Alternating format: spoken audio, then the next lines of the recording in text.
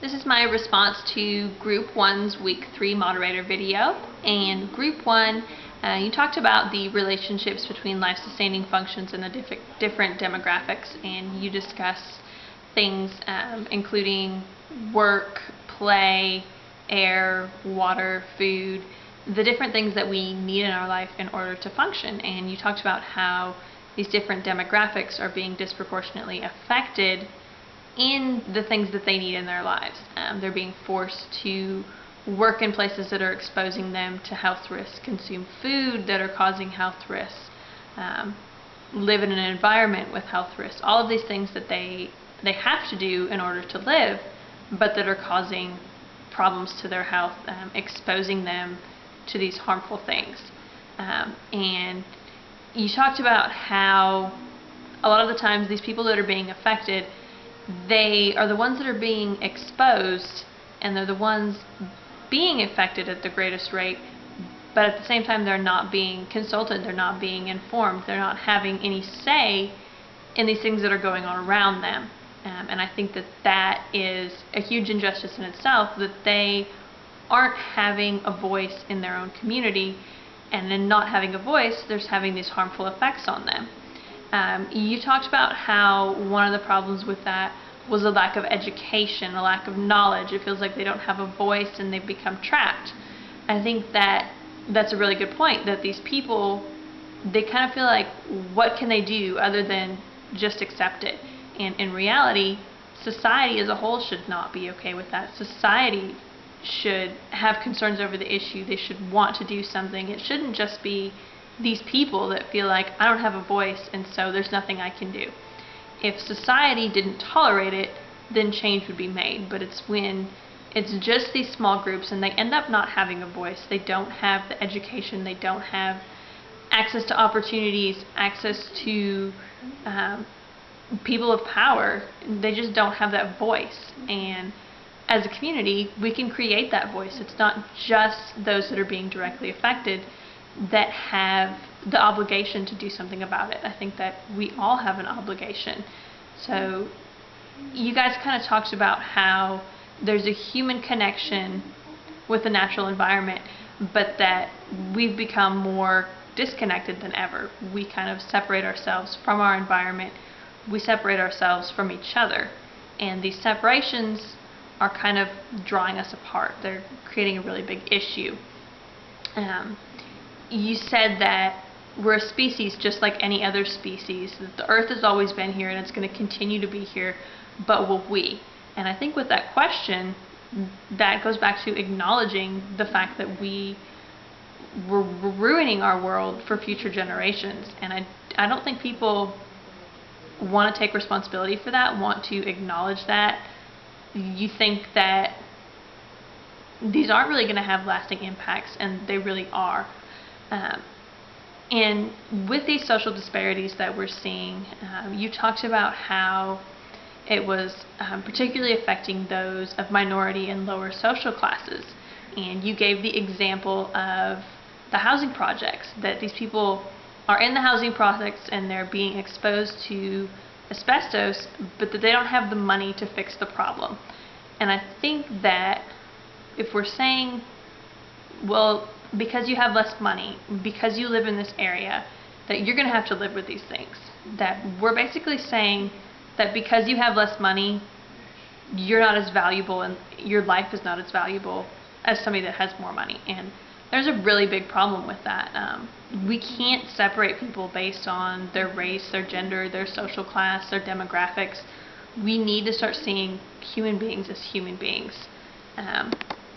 And in doing that, that you brought up the point, again, that education could solve a lot of these issues, and that it doesn't necessarily have to be formal education, but just educating the people, getting them access to resources. And I think that would help them to create a voice and band together, make this a solution that you're all a part of, and don't just turn it into a situation of these people can't get out of a situation because they don't have a voice. And then moving on to the utopian vision, and you said that having a utopian vision is extremely important because it creates a realm of possibilities. It lets us think as to how we can solve these problems. You said that it was necessary to create ecological societies because we need to look at, if there were no limits, what would we want?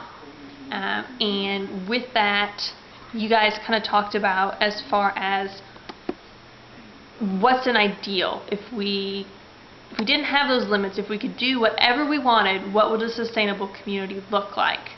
And you talked about how it's kind of a free society when we're having that utopian vision. There are no restrictions, there's no boundaries, and we can just be free to think about an ideal world. And that it was really important to do that because it kind of brings us back to seeing the human race and how we're all interconnected in society and part of this ecosystem of the natural world. And it helps us to kind of stop ourselves from removing ourselves from that vision and going back to we're all a part of something.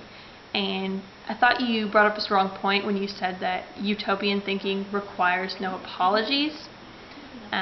You brought up the point that our current approaches aren't working, and so we need to think outside of the realm, and that drastic changes need to occur, but maybe they don't need to drastically occur immediately.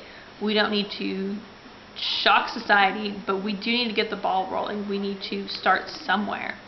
And you talked about how part of that is acknowledging our individual choices, that, okay, maybe Walmart, Kroger aren't going to just immediately vanish from society and we're all going to have farmers markets and that's all that's going to be available, but we have farmers markets, we have those smaller community businesses, and people need to acknowledge the fact that you do have the individual choice as to where you go, that society would adapt because we adapt to the demands of the people in society. So if everyone was going to a farmer's market, Kroger and Walmart would become unsuccessful. They would fail, basically, because they don't have that consumer support. And it's kind of, we blame it on other people, but really we're playing a role in that because we're promoting it. We're doing nothing to stop it if we continue to consume at the rate that we're consuming, shop at these places. We need to acknowledge that we do have an individual choice, and that when we make an individual choice, people will follow from us. One of your group members pointed out that we're kind of a role model. People learn from us. Other countries kind of model what we do. So when we're seen as this over-consuming, selfish, powerfully dominated country, that kind of sets the tone that it's okay for other countries to do that because we're seen as a country of power. And that even in a smaller sense, when an individual does it, other individuals think it's okay. So kind of accepting our individual responsibility that we all do play a role in how overall society functions. And that in the utopian thinking, we acknowledge our individual role while looking at the ideal, what would happen if everybody followed my lead. So you guys had some really great ideas. I really liked what you had to say about individual choice specifically, because we all are contributing to the problem. And I think that we need to acknowledge that and kind of stop placing the blame elsewhere, acknowledge it, take responsibility, and make change. So great video for group 1, and I look forward to watching next week's video.